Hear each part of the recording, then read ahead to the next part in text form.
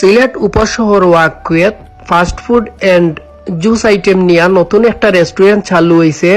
যে রেস্টুরেন্টটার নাম হইল লোকাপ লাঞ্চ রেস্টুরেন্ট। তো এটা অনেক ছোট পরিসরে চালু করা হয়েছে, তবে রেস্টুরেন্টটা অনেক সুন্দর করে সাজাইয়া লাইটিং করিয়া তৈরি করা হয়েছে। আজকে আমি আপনারা ঘুরিয়া পুরা রেস্টুরেন্টর বাহির এবং ভিতরের এরিয়াটা দেখাইমু।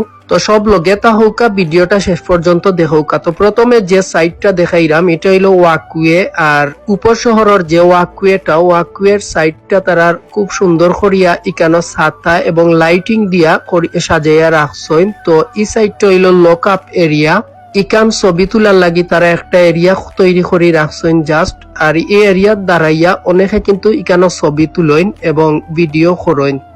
এখন আমি ভিতরটা আপনারা দেখাই। তারার ভিতরের যে ডেকোরেশনটা অনেক সুন্দর করে সাজিয়ে রাখছেন। আর এখানে তারার ভিতরের যে লাইটিংটাও কিন্তু অনেক ভালো লাগে। তো আমি আপনারা একটু দেখানোর চেষ্টা করলাম তারা রেস্টুরেন্টটা। তো আপনারা যদি আইতা চাইন অবশ্যই উপশহর ওয়াকওয়ের ভিতরে আইলে তারা রেস্টুরেন্টটা ফাইলিবা।